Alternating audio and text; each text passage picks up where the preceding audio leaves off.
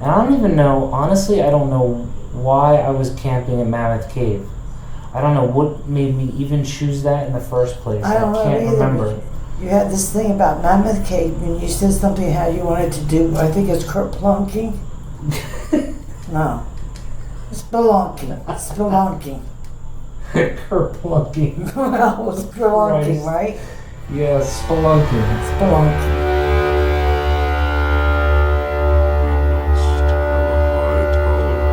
We must have a high tolerance for chaos. Learn to embrace the flow. Forgive all that we can't forget. Regret nothing we can't let go. For despite what we have learned, infinitely more we do not know. So let us tune in frequencies Until new vibrations grow. Let's pretend that it never ends. And now, it's time to start the show.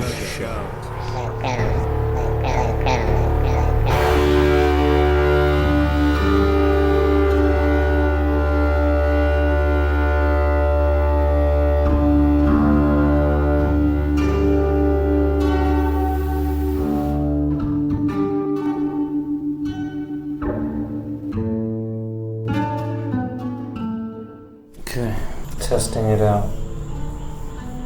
What are you testing? The new recorder. Oh. No, that's not the one I got you, right? No, that stopped working yet again. That would be the third time now. Oh, really? It's on its way out. And, I mean, the last two times it stayed in a container of rice. For the first time under a Ganesha statue. Oh no, that was the hard That you drive. told me. That was the hard Yeah, drive. well, the recorder too. And that also had a crystal. And basically 2 times it came back to me. This third time I don't understand it because I recorded a podcast with Carl in the office. The recorder was fine. I changed the batteries on it. I pulled the stuff off the recorder. Wow. And then when I went to go use it again, it wouldn't go on. So I had it in the jar of rice. Poor Ganesh, you can only do so Well, it much. stopped working, and it stopped working at the worst time because Brian, Brian McGee, the one I told you. Yeah. So I literally pulled that recorder out. I didn't check it before he came because it was, like I said, it was just working. And as soon as we started doing the podcast, where I pulled out this recorder, that's when it stopped working. Oh. So I had to record the whole podcast on my cell phone, and I haven't even listened to it yet because I'm sure the sound quality is not great. Oh, that's a shame. But I just finished Carl. So anyway, so I got this new one. When did you see him again? This was over the phone. Because he's South Jersey, right? No, he came up to see me, and Oh. he slept over and stayed a night. Wow. He stayed over. He really took to you. Yeah? Yeah, we stayed in touch after all these years. Kathy and your father used to be very close. His mother, Kathy. Yeah, I know. You told me the whole story. Well, I mean, like he had his fallout with Sandy, but he always felt the regret of not seeing Kathy again. Because she was like a little sister Oh, to him. right. That makes sense. And Kathy didn't like what Sandy did either. But that's neither here or there. It's ancient history. Well, it's a good story. Yeah, it is. That's what I'm saying. Everybody has their baggage. At least we were honest. So, I'm going to get this wrong now, but it goes that you and Dad met on a double date when you were 15. 16. He was dating Sandy and you were dating Bob, his best friend. Okay, hold on. So that's like when you were 16. You went on the date with Bob, Dad's best friend, and Dad went with Sandy because of course he was going with Sandy. And you didn't like Dad at the time. Like that night, you didn't really. We didn't hit it off. You didn't hit it off. Okay. And that was the last time you had seen each other, but you had kept hearing about him because you knew that Sandy was engaged. Right, yeah. And you were friends with Sandy? Yeah, Sandy, there's a whole group of us that went to school at night and taught in Catholic schools. Okay. And she was in that group. All right. And we got friendly, and then we started carpooling Okay. together. So you had been hearing about this guy Gary this whole time? Yeah, because we started a carpool. And you were friends with Bob still? Yeah, and he mentioned him a few times. You weren't going out with Bob, but you were just friends with him at that point? Oh, yeah, just totally platonic. Gotcha. We're just, yeah, no, Okay. nothing serious. So then, Dad gets enlisted and goes over to Albuquerque, right? Got drafted. Drafted. And before he left, he got engaged to Sandy. Right? It was before he left. Before he left. Yeah, he was in college, I think, when he got engaged to her, and then he got drafted. Okay. So he leaves, and while he's gone, he said his best friend, please keep an eye on, like... He said that to his best friend? Yeah. He said keep an eye on Sandy for Yeah. him. Jesus, that's like sealing Oh, yeah. the curse. Yeah. Did she sleep with anybody else besides Bob? I think she did. Okay. So while he's gone, thinking he's engaged, well, he is engaged. She's not only sleeping with other people, but she's sleeping with his best friend, who he asked personally to keep an eye on her. And you are hearing all of this secondhand because you're sort of in that. I'm kind of friendly with him, yeah. And other friends. And then at some point, you tell the two of them, this is ridiculous. Yeah. This is not right what you're doing. Right. You should tell this guy. Yeah. And then, how did he find out? Oh, you told me how he found out. That was the fucked up thing. Mm-hmm. Didn't Bob write a letter to Dad? Mm-hmm. He got guilty. He felt guilty. And he wrote a letter to Dad while Dad was out there in Albuquerque. Yes. This is the most fun. He was in the army. So then Dad reads this letter, and you said that it was detailed, like in detail? That's what I was told by his mother, that basically he said how they got together in the letter. Oh, man. Yeah. So then, did he have any contact with Sandy while he was out there? As far as I know, he did. At one point, there was jealousy between Sandy, they had broken up at this point, and your father met a Mexican out there. Her name was Ida Mineta. And she had a thing for your father. But didn't she have kids? She had a little girl or a little boy. And he would just like cook them food and he just sort of like had a relationship with her. He had a relationship with her. So he told Sandy about Sandy, she knew about it, but they had already broken up by this point.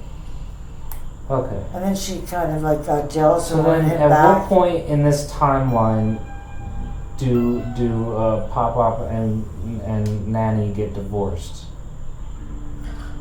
Was that after he came home? That happened way before. They got divorced when he was 16. They separated. They didn't get divorced legally until 13 years later. But the trauma was when your father was a junior, senior in high school. He didn't even know they weren't getting along. Okay. That was the shock. All right, so that came first, and then okay, I get it. Yeah, but he had traumas with her too, because at the time he hurt his wrist, he started gaining weight. He was traumatized by his mother and father, and Sandy was going with him at the time, and she broke up with him then too. So they had an only. And then they got back together? Yeah. Oh, okay. Understood. Yeah. They met each other in 8th grade. And then he started fucking around in college, right? So he failed? Yeah, he had it with a drinking group, and I think he missed the cutoff by like 2-3 points. And that's why he got drafted? Yeah. Okay. But because of the accident at Serene Custard when he was 16, sliced the tendons up, couldn't play the piano, but it kept him out of combat, and that's why he was sent to Albuquerque. Right. Where he learned. Where he flourished. He took all these tests, they realized how very intelligent he was, and they put him in finance school, and before he left, before he was discharged honorably, he was running the whole thing. So that was really the best thing that could have happened to him, because sticking around town was all useless shit.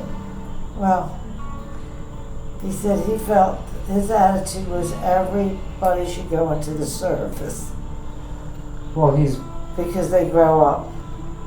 Well, definitely males. I mean, females too, I guess, in a way, but males should have some sort of boot camp initiatory experience. Well, he feels that should have been everybody. Well, it certainly straightened him out. Yeah. Well, yes and no. It made a drinker out of him. He really got into drinking heavy when he was in the army. Yeah. They all did it. They all drank. Yeah, the drinking. Mm-hmm. That's a whole other thread that runs through everything. The Vietnam era was a lot of drinking and drugs. Yeah, but he didn't really do drugs so much.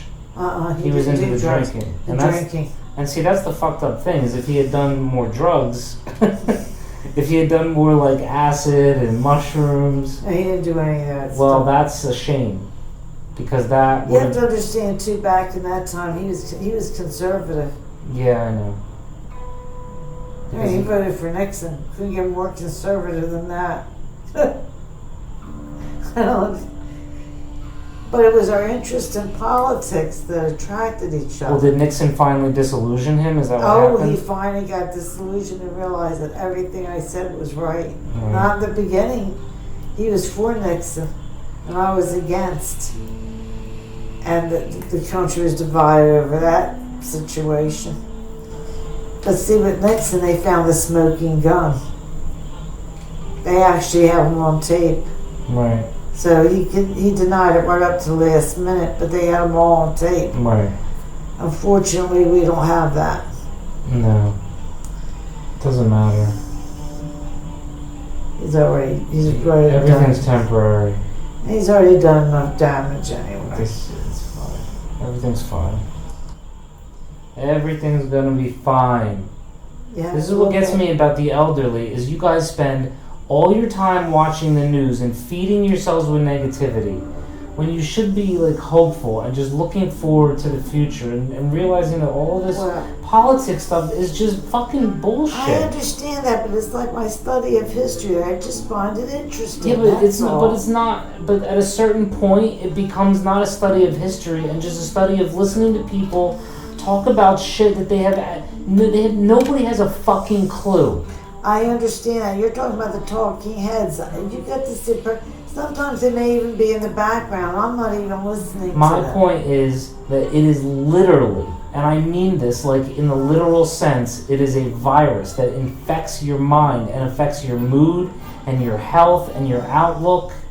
And it's so subtle you don't realize it. You look at it as, oh, it's just the news and I have it on in the background and blah blah.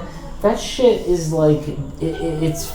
I understand. I do. No, because if you did, you wouldn't be listening to it. You'd be having music on, or like watching comedies or shows. I don't know where you've been. I watched 2 stand-ups while you were around. You did. And I had music in the bedroom playing. Okay. My oldies but goodies. Okay. All right. Fair enough. My overall message is reduce the news. I understand that, and I agree. So I try to reduce it to 1 hour PBS because they're not sensational, and I think they're the most balanced. I mean, look, my addiction seeps in through the phone because I have the Google News feed. Oh, so the Google News feed can be addictive. So I have to watch, like, I only scan the headlines and I try not to go like super deep into anything. I bet you have your secret. The thing is where you're intolerant. I know you don't realize it, but you're very judgmental of other people's interests or hobbies, and you have a way of getting That's not- obsessed. No, yes, you do. To a certain extent, and you have very obsessive personality. When you get into something, whether it's Star Trek Yeah. or Star Wars from Yeah. when you were little, Yeah. or Masters of the Universe, whatever, Hmm. you just wholeheartedly get obsessed, almost possessed by it. That's just your nature, Mhm. and I've always just gone along with it. Yeah, that's what happens. But then sometimes people who get involved with the news, it's the same thing. They just get. But the difference between the news and Ghostbusters or Masters of the Universe is that Ghostbusters and Masters of the Universe is like positive vibrations It and was. lessons, and the news is just Can be very negative. it's nothing. It's just nothing. It's just Well, I do like to keep. What you doing too, just to know I what's guess you going could on. argue that a podcast is nothing. No. Well, I laugh at that with the podcast because I know your generation calls it a podcast. To me, it's a radio interview.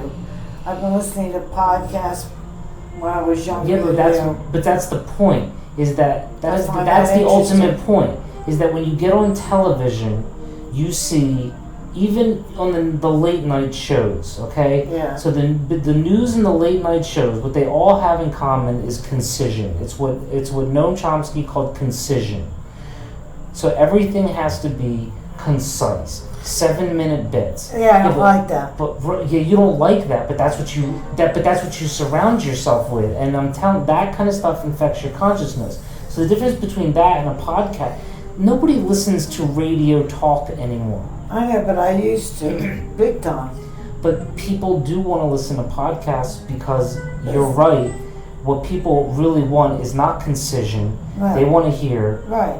real people having conversations that go on their own natural flow without any commercial interruptions or need for a band or Yeah, and one of the applause. shows that I like, because it's not all news, they do literary figures and people, music, the arts, is Alma and Company.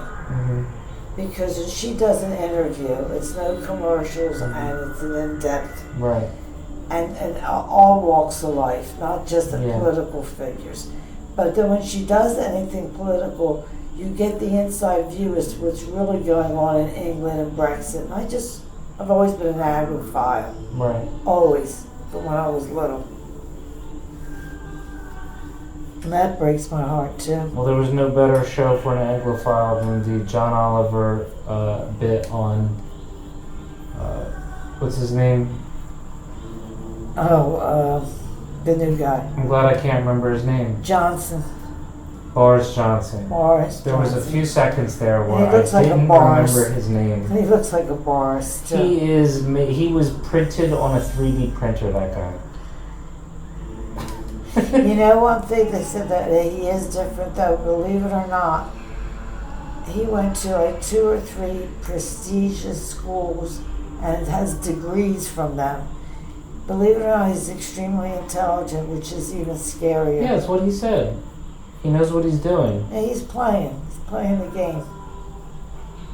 He's dangerous. He's dangerous because of, again, that's what you said before, he's dangerous because of the people that will take him literally. Yeah. And Like buy the his people that take BS. Trump literally, or Yeah. take the people that take the Bible literally. Yes. There's no thinking behind their choices. Which is kind of upsetting. Oh well, can I have indulge there? Can we pass it back and forth? Because I have nothing while we're sitting This here. is my nicotine vape. Oh. We're philosophizing. That's a mouthful. Philosophizing. Michael used to call it Philosophle, but I can't remember how he spelled it. He spelled it once for me, but he called it Philosophle. Thank you. He used to mangle words. He'd mispronounce them or use them out of context. Well, the biggest rivalry we had was over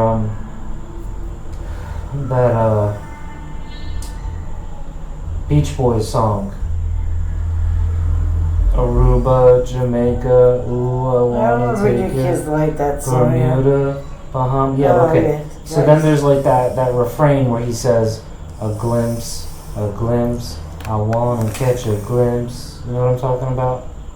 Yeah, vaguely. The refrain in the background, Yeah. the music, yeah. Yeah, you know the song Bermuda, Yeah. Bahama. Yeah. And then it gets quiet. He's like, a glimpse, I Yeah. wanna catch a glimpse. And then the saxophone comes in. Yeah. Okay, so Michael swore that he was saying a quince, I want to catch a quince. It doesn't make sense. And I was like, Michael, there's no such thing as a quince. So then he finds out that, one of us found out that a quince is actually a fruit. It's like an island Well, fruit. that I knew. I was going to tell you that. And I was like, Michael, even still, there's no way in this song that he's saying, I want to catch a quince. Like, there's no way, like the beach, he's not gonna, like, what are the odds that that's what he was thinking of when he was singing it? And so, when then the internet comes out and you get the lyrics, then you see that it's a glimpse. Well, he should have figured that out because it didn't make sense in the context. You don't take a quince of somebody, you take a glimpse of them.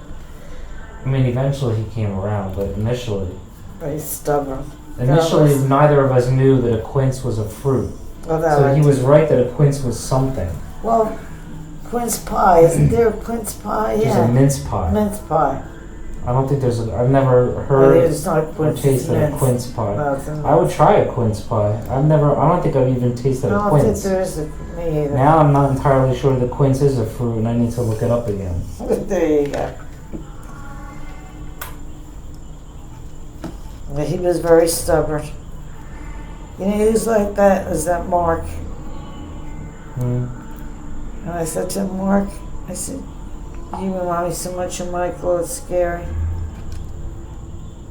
I said, you would insist you're right even when you're dead wrong. The quince is the sole member of the genus Sidonia in the family Rosaceae, which also contains apples and pears, among other fruits. It is a deciduous tree that bears a palme fruit, similar in appearance to a pear and bright golden yellow when mature. There you go. I think I've seen these in the store. I'm going to get a quince the next time I see one. There you go. Do you know what fruit I love and you can't get it here? What's that? Quince cheese? What? Figs. You can get figs. No, you can't. Not here. Not the way. Well, the Italian market, right a block away from school, has all kinds of figs. You're They get kidding figs me. they get figs imported from all different sources. Do you mean they have the big? Yes, the big fat figs. I'm pretty Oh, sure. I. Oh wait a minute! No, sorry, I'm confusing that with dates. Oh, bad. no. They I've they never- have figs. The They figs just don't have a that lot you of them. have, the figs that we have here, because your father was so thrilled he went out and bought figs, and it was from California. They're small in size, they're not as juicy, and they're not as sweet. And That's what she said. The unfortunate thing is, leave it up to me. I'm not a fruit eater, and the one fruit that I like, I can't get it here. I'm sure Yeah. you could get online and have figs imported to you from You Italy. have not tasted a fig until you've tasted one from Italy. My grandfather tried to raise figs. He had a fig tree, but they always came out, the way they are here, small, like this size. Right. In Italy, it was like this. Juicy. Juicy. I told you I had this problem of going to the bathroom, And when you travel, going very often can be pretty bad. I forgot where we stopped. Some pension, and I was so constipated. Well, I stayed back one day because I wanted to do my wash, and they went on a little trip. And he gave me lunch. This guy, it was a delicious lunch. He made me steak, tomatoes, corn, everything. And then he had the figs. Well, I went nuts because it was my favorite. Yeah. Talk about a clean out. I never felt so good in my life to figs just... That shit'll do it. Oh my God. Yeah, figs are no joke. Figs and dates. I didn't realize that. And prunes. And I thought to myself, if I only would have had these in the United States, of course I had to be careful because then I started going the other way. But no, I've never been able to find figs that good since then. That's many years ago, and I still remember how good they tasted. I'd love to have you guys go to Italy. Oh my God, I would love to go to Italy again. I'd love to go with you. Go on a family trip. I don't think I could handle that. Take Devin. I don't think I could handle that.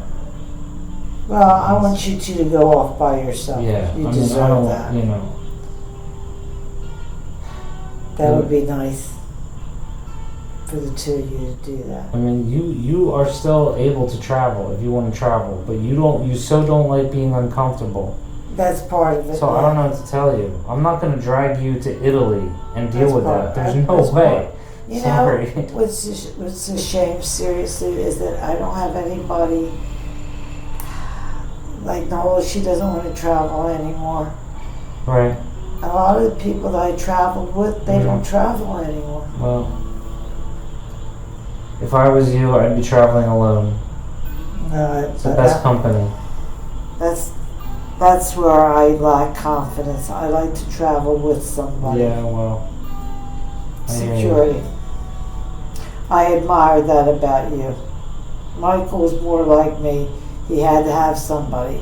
Not you. You forged out on your own. Oh yeah, I did Kentucky. Yeah. I drove from Florida to Kentucky and back. I can't even remember now, but hours and hours and hours listening to Jim Dale do Harry Potter and Tim Curry doing the Dune prequels. Oh my God. You can't even get those anymore because they only exist on cassette. Tim Curry reading the prequels to Dune books. And the prequels were, you know, obviously not even half as good Weren't as the you ever actual afraid Dune of getting novels. lost? I really admired you that you just... Yeah, and there was no GPS, but that's another thing. No GPS. Fucking maps. I know. I did all this shit with maps, man.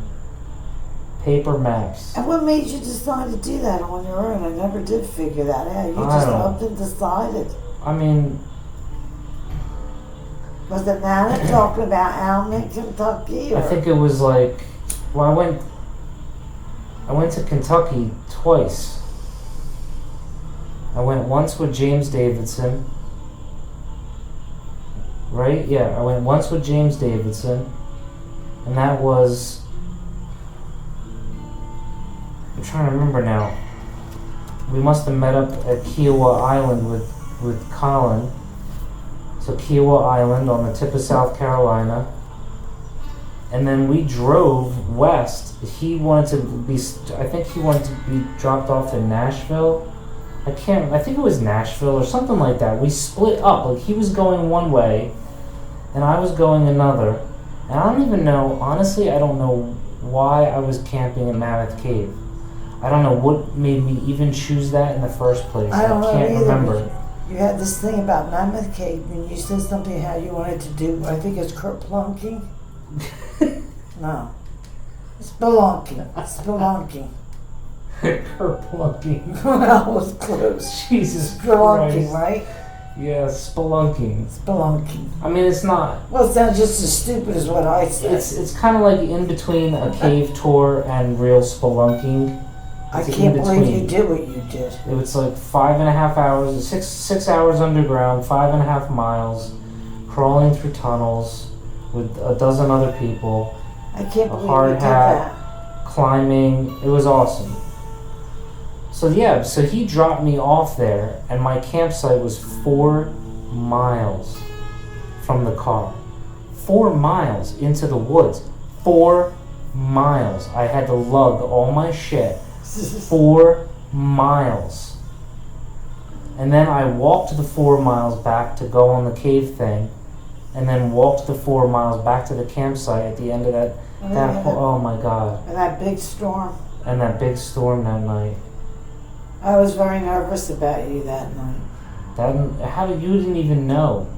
I mean, that was a violent storm, and I had to get out of the tent to grab stuff, and I was nervous about you going on that trip, but then you told me about the storm. there were afterwards. bugs that got all in the tent, and I remember I had to smash them with the flashlight because they were the whole fucking inside was coated with bugs. It was like a living nightmare. Oh my God. And then, like, even though I was on a hill and I dug a moat like you're supposed to, the thing still flooded, so I was like sitting in a wet bottom tent reading the Lord of the Rings. Fellowship of the Ring is the only thing that got me through that night.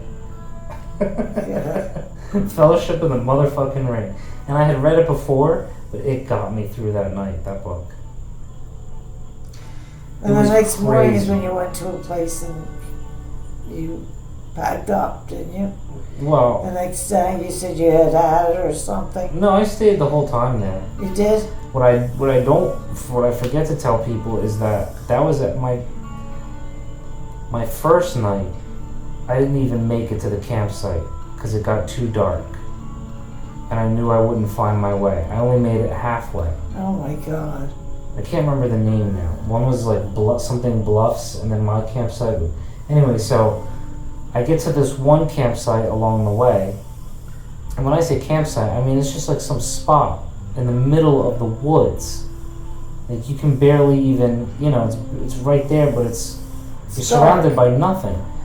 I was like, fuck, it's too dark. Like I can't make it, so I'll just camp here for the night. And then I was like, well, it's really dark. I don't feel like putting up the tent. I'll just lay out in the sleeping bag. And let me tell you something. In the middle of the night,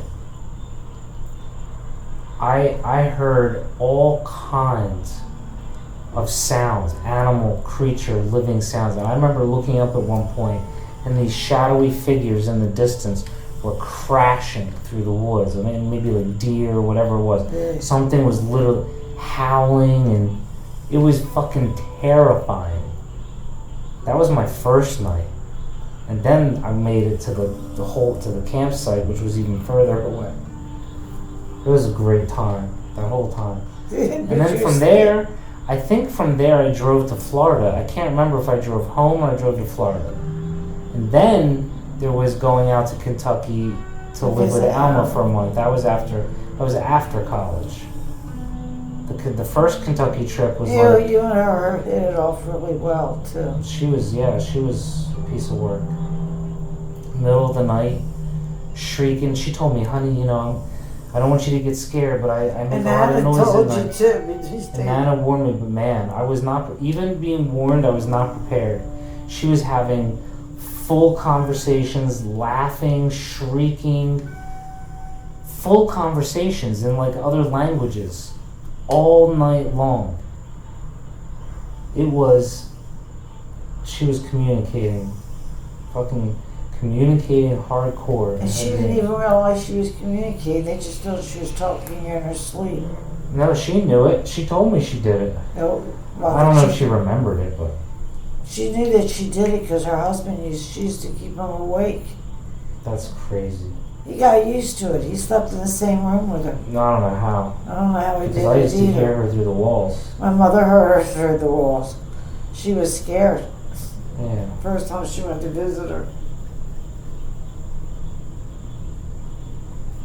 Okay, Let's watch Seth Meyers. It's not even a half an hour. That's good. It's just his lead into the show. You don't have to watch the whole show. Like I said, the only reason I watch Colbert's bits is like loyalty to him from the Colbert Report. Yeah, I liked it back then. And the Daily Show. I mean, Yeah. My loyalty to him goes that far back, so I'll watch his late night bits where literally all he does is anti-Trump jokes. I know. But That's he's all good. he does. He's good, but it's like... Yeah, but he's good. I like I it. He's just the don't only like- one that does that. Seth Meyers does it a little bit. It's like he just is nonstop. Nola started telling me about the Seth Meyers, and she says he does this. It's called A Quick Look. Yeah. And it's on YouTube. Yeah. That you should catch. And that's not even his whole bit. That's only part of his bit. Right. But he's... I'll check it out. One will say, well, just a quick look, the audience actually starts to clap. And Yeah, because it's his thing. Yeah, I get it. I know. That's what I mean. Things with an audience, they don't appeal to me. I just like to hear two I get my straight people I get my talking politics straight. from them, but it's humorous. I do try Oh to yeah, laugh. I like that. I do. That's the best way to get the politics. Cut out all the other stuff. Is my point. There's 2 other shows that I haven't been keeping up with them. Is Full Frontal with Samantha. Yeah. She's good. Wasn't Jon Stewart fantastic when he testified in front of Yes, Congress? he was. He I was. always admired him.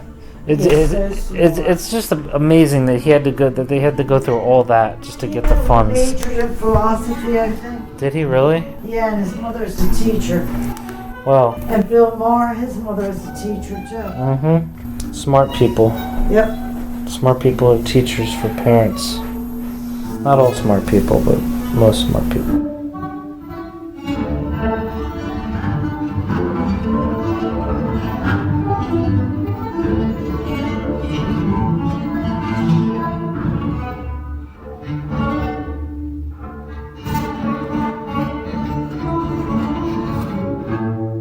Jersey tomatoes. I started laughing when he asked you to pack them.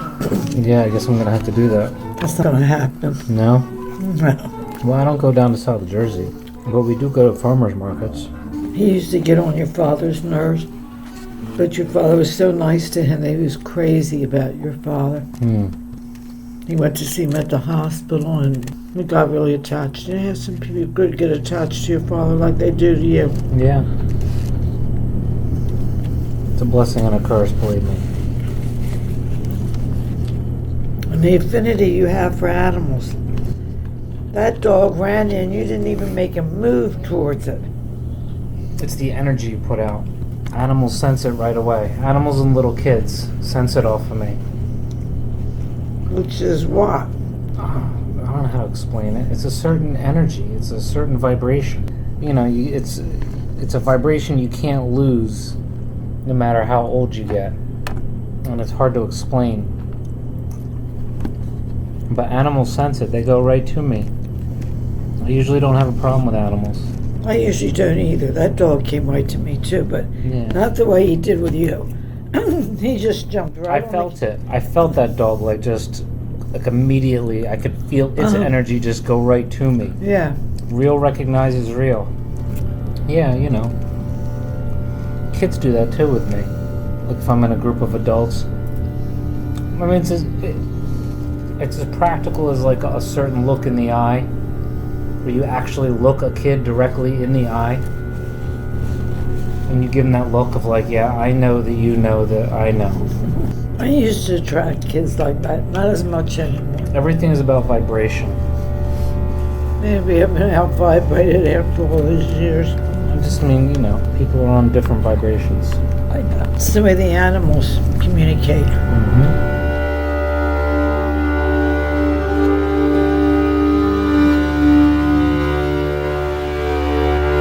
It's very powerful having a positive family, the power of the prayer, and God, plus a positive attitude. All those things mean so much to get you through life. We covered all the important stuff. That's right. So now let's cover the unimportant stuff. It's a microcosm of all of the pain of the United States. Ooh. You see, getting these moves. We left off on a specific thought thread. You don't remember where we ended it, huh? I'm not sure I remember what I did yesterday. No, I'm just kidding. When you're in the moment, there's only this moment. I guess tune in next time when I have some interesting shit to talk about. Other than that, I love you. I love the world. Peace out.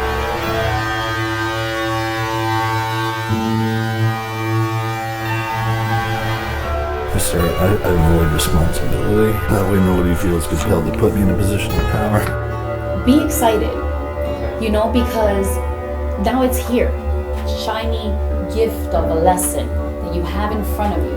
And now you know You have to work through it. You really have to, well, if you want to and you're tired of it, you have to work through it. Why not? And give yourself, I would call it a dose of real reality. I mean, like where nothing makes sense but everything works. Let's be real. None of this is real. I feel like I'm telling a story. What's your advice for people in life? My advice is to stay strong, be helpful, be smart, be brave, be powerful, be kind, and be loving to everyone, even your pets. People are like, oh, wouldn't you get lonely when all your loved one dies? Like, no, you get new loved ones. You know, we really don't know what's in store for us. We really don't know. Well, would you want to know? Well, no. Let's say something bad happened to you. Move on. It already happened. Just move on to the better things in life. I hope it's really not just us. Right. And everyone else is like, self-created eternal hell. No. Every waking moment is a joyous experience of growth and opportunity. I find myself totally spiritual centered and at peace with the balance between me and the rest of the universe. We can't believe we're good at what we do, because if we believe that, then we'll stop doing it. And more than that, we'll stop growing. What a heck of time!